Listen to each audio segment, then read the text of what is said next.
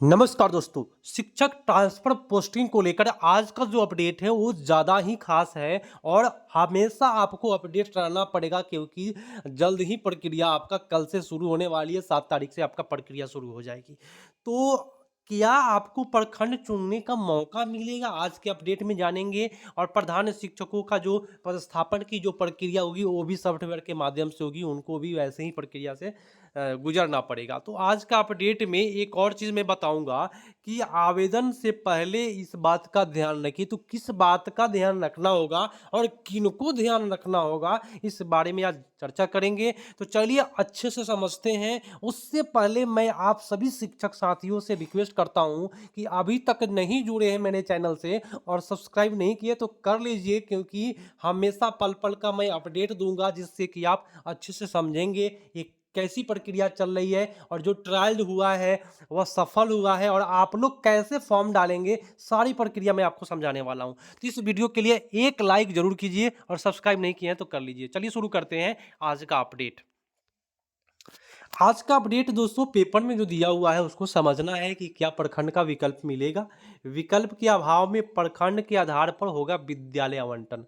माने जो भी आप विकल्प देंगे, 3 विकल्प दे दिए, ठीक है। उसके अभाव 3 विकल्प में अगर आपका नहीं हुआ तो आपसे प्रखंड का विकल्प लिया जाएगा। उसके अलावा भी, है ना, देखिए 3 विकल्प तो लिया ही जाएगा, साथ साथ प्रखंड का विकल्प भी लिया जाएगा। अगर ये 3 विकल्प में नहीं होता है तो इस प्रखंड के विकल्प में आपको कहीं भी पदस्थापन कर दिया जाएगा। ये प्रक्रिया आपको अंत तक चलेगी, मतलब आपको अंत तक पता चलेगा, शुरुआत में पता नहीं चलेगा।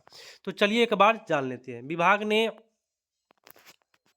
सारी तैयारियां कर ली है। मैं आपको बता दूं कि अब जो प्रक्रिया है वह रुकने वाला नहीं है, लेकिन मुझे जहां तक संकेत हो रहा है कि बहुत ऐसे शिक्षक संघ हैं जो कोर्ट की शरण लेने जा रहे हैं, तो ये प्रक्रिया रुक भी सकती है। तो चलिए, कह रहा है कि शिक्षकों द्वारा दिए गए 10 विकल्प के आधार पर यदि उन्हें खाली पद की अनुपलब्धता के कारण विद्यालय आवंटन नहीं हो पाता है तो ऐसी स्थिति में पंचायत और नगर निकाय के ऊपर की इकाई यानी प्रखंड दिए गए क्रम के आधार पर विद्यालय आवंटन की प्रक्रिया पूरी की जाएगी।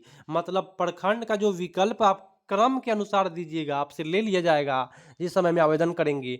प्रखंड का भी विकल्प क्रम के अनुसार लेगा तो उसमें आपको की जाएगी। जब 3 विकल्प के आधार पर आपका अगर नहीं होता है तो 3 विकल्प जो अनुमंडल का मिलने वाला अगर उसमें नहीं होगा तो प्रखंड के आधार पर वो प्रक्रिया करेगा।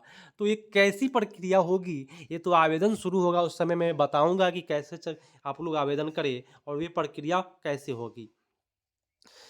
आवेदन करने हेतु सभी शिक्षकों को विद्यालय आवंटन तक जारी रहेगा और ये जो प्रक्रिया है सभी शिक्षकों को विद्यालय आवंटन तक जारी रहेगा। मान लीजिए 3 विकल्प दिए और 3 विकल्प में कहीं भी आपको नहीं मिला तो जो विद्यालय आवंटन प्रक्रिया जब तक जारी रहेगा तब तक फिर से आपको, मान लीजिए 3 विकल्प में आपका नहीं हुआ तो जो प्रखंड का विकल्प फिर से आपसे मांगा जाएगा। मान लीजिए 3 विकल्प में नहीं हुआ तो आपसे प्रखंड का विकल्प मांगा जाएगा, किस किस प्रखंड में आप जाना चाहते हैं उस विकल्प में जब डालिएगा तो फिर प्रखंड के आधार पर आपका पदस्थापन करेगा। तो ये आपको समझिए कि लक के आधार पर है कि आपका 3 विकल्प में नहीं हुआ तो आपसे प्रखंड मांगेगा, ठीक है। तो नहीं हो तो अच्छा है, लेकिन सबका ऐसा नहीं होने वाला है। चलिए आगे प्रक्रिया जो कहा जा रहा है इसमें कि किनको ध्यान रखना है, तो मैं आपको बता दूं कि आवेदन करते समय शिक्षकों को इस बात का ध्यान रखना होगा कि यदि किसी शिक्षक के प्रोफाइल या वर्तमान पदस्थापन इत्यादि के विवरण में चूक होती है तो अविलंब संबंधित जिला शिक्षा पदाधिकारी कार्यक्रम पदाधिकारी से संपर्क करें। मतलब यदि आपके ई शिक्षा कोष पोर्टल में आपका प्रोफाइल में किसी प्रकार से त्रुटि है या कोई भी आपके ऑनलाइन यूडेस में कोई दिक्कत है, कोई भी दिक्कत है, तो जल्द से जल्द आप लोग प्रोफाइल, जो शिक्षक प्रोफाइल होता है उसको सुधार करवा लीजिए, जल्द से जल्द संपर्क करिए। तो उनको आवेदन करने से पहले ध्यान देना पड़ेगा। तो ये जो प्रक्रिया है ई शिक्षा कोष के पोर्टल के माध्यम से ट्रायल हो चुका है।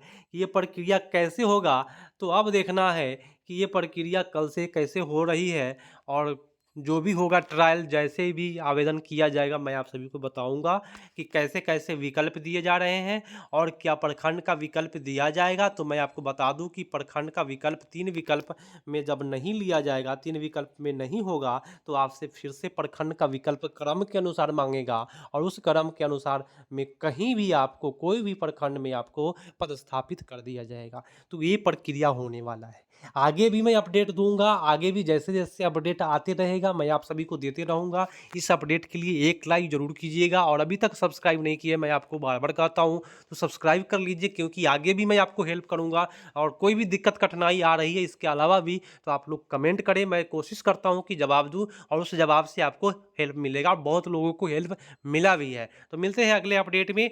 आज का अपडेट यही था, तब तक के लिए धन्यवाद। जय हिंद।